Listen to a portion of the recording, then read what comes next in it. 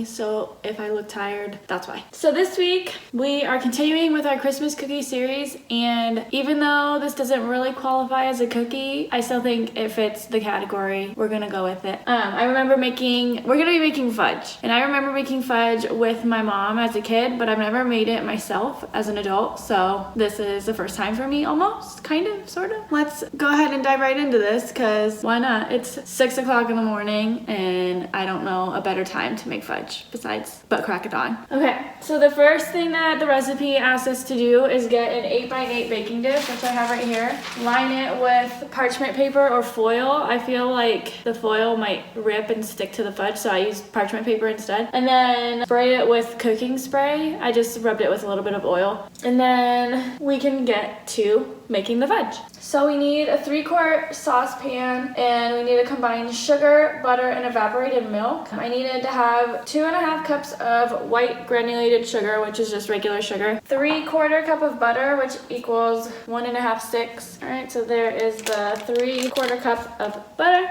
and 2/3 cup evaporated milk. I don't know if this is 2/3 cup or not. We'll have to measure it. And then I don't know if you do this, but for things that are liquid in a can, I don't like to remove the whole lid. I just use this little sharp part of the can opener and just poke a couple holes in it.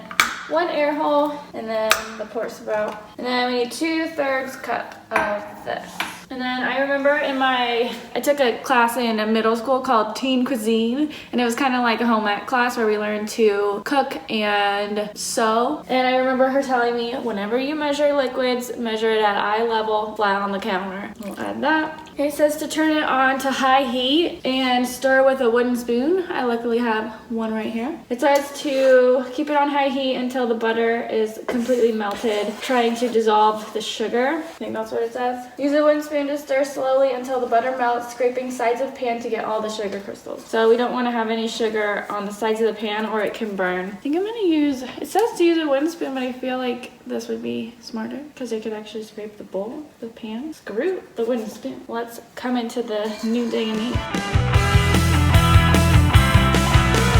I've made caramel before, and I've watched a Great British Bake Off for like the last 3 years or however long it's been on Netflix. And I remember the sugar being on the sides of the pan is a really big deal, and you don't want it to be there because it burns, it crystallizes, and it ruins the entire thing. So I feel like it's smarter to use what is this called? Silicone scraper to get the things off the sides. This one's kind of cool because it's a spoon almost. I don't know if you can tell, but it's not just like a flat scraper, it's like a spoon. I bought one of those 10-piece sets on Amazon.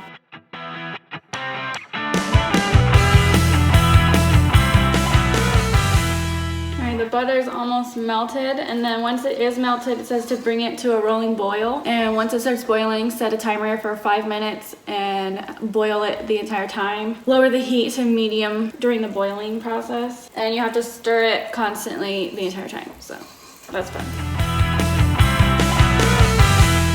So I can see it already starting to boil around the edges. I don't know if you can see that from there, but I feel like it's getting there. It's warm, butter is melted. It's starting to get bubbly, which scares me. I'm always scared with hot sugar. All right, so I'm gonna lower the heat and then set the timer for 5 minutes.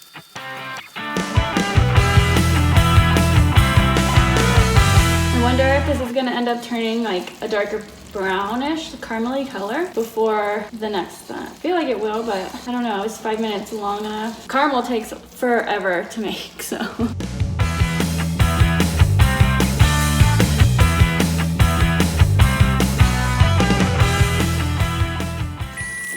Alright, there's my timer.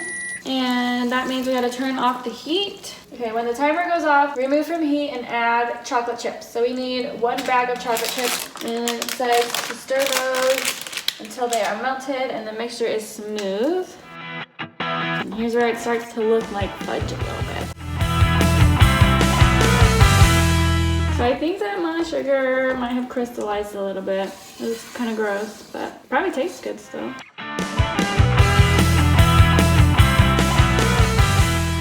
Alright, so the next step is to add the marshmallow fluff, and we need a 7-ounce jar, which is this guy. Add the marshmallow cream and beat with a wooden spoon until well blended. I'm just going to use my mini rotor scraper that came with the set to get all of this out. Okay, let me mix that in until it's all blended well. It says to beat it, but I'm just gonna stir it.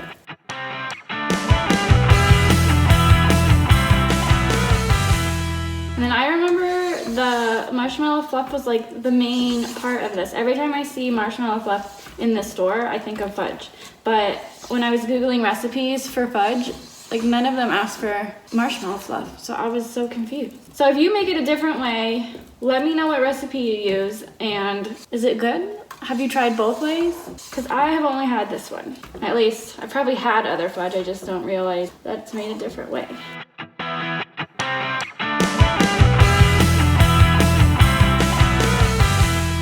Alright, and then the last step is to add in the vanilla extract, which is 1 teaspoon. Just eyeball it. More vanilla never hurt anybody, so.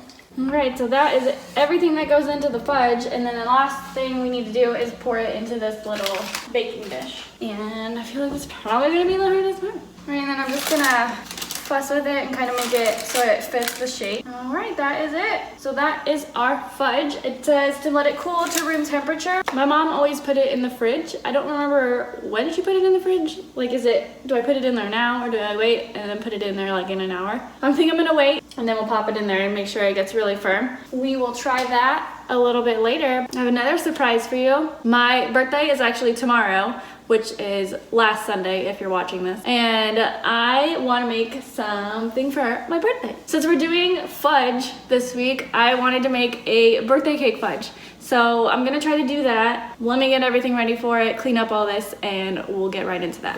All right, I'm all ready to go with the birthday cake fudge. So let's get started doing that. We needed another 8x8 pan and some more parchment paper to line that with.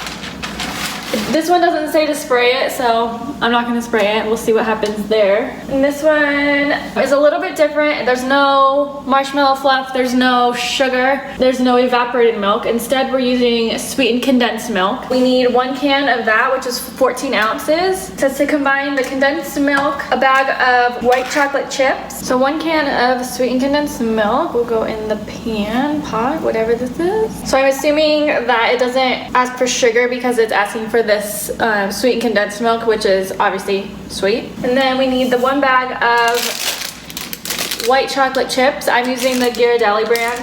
The recipe does say specifically to use the Ghirardelli brand, but I doubt it matters, but you never know.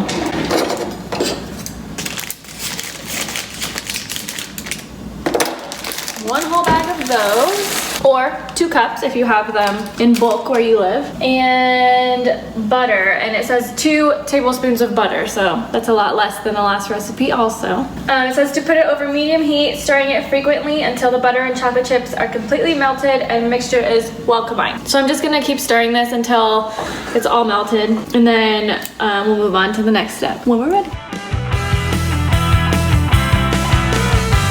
There's a fun fact for you.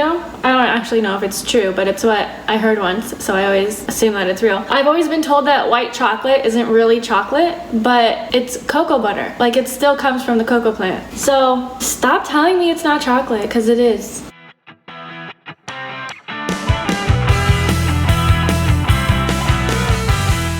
All right. So there's that, and then the next thing to do is add the cake mix, which is so weird to me. And we needed 1/2 cup of white cake mix. I had yellow in the cupboard, so I'm using yellow. It'll probably just be a little darker and a little richer. And then it also says to add the vanilla extract, and this recipe calls for 1.5 teaspoons.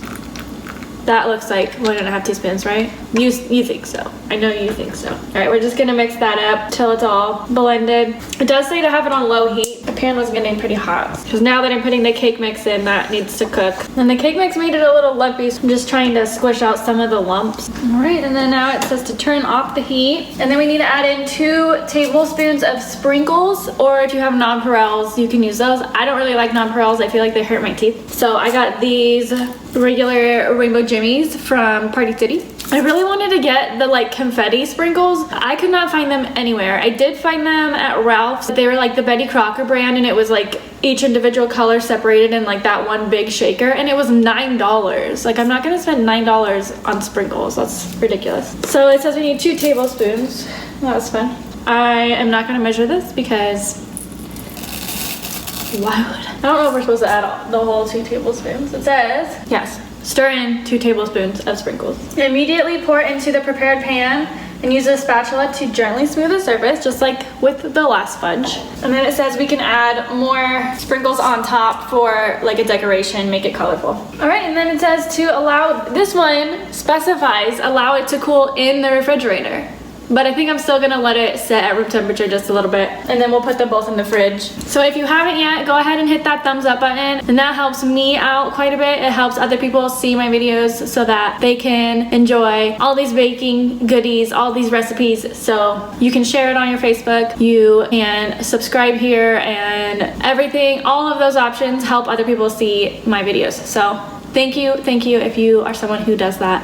I really appreciate it. I will see you in probably like 2 seconds and we will try these fudges. All right, I've got a sample of both kinds of fudge. So the chocolate fudge has like a little bit of sugar crystals in it like I thought it would, but it tastes good. It's like exactly what I remember fudge being like. I think this recipe is a winner for the chocolate fudge. For the birthday cake one, it's a lot softer. It's like gooier. I don't know how I would describe that, but look at it, it's like sticking to the plate. So that's a little different. I don't really feel like it tastes like birthday cake. I feel like it tastes like sweetened condensed milk. So yeah, I don't know if this one is a winner. I like the idea of a birthday cake fudge, but this recipe just didn't hit the mark for me. Anyway, I hope you liked my fudge video. And if you decide to make some fudge, or if you have your own fudge recipe, please share, because I like to hear that stuff. It's fun. I hope to see you next week for another Christmas cookie recipe. Thanks for watching. Bye.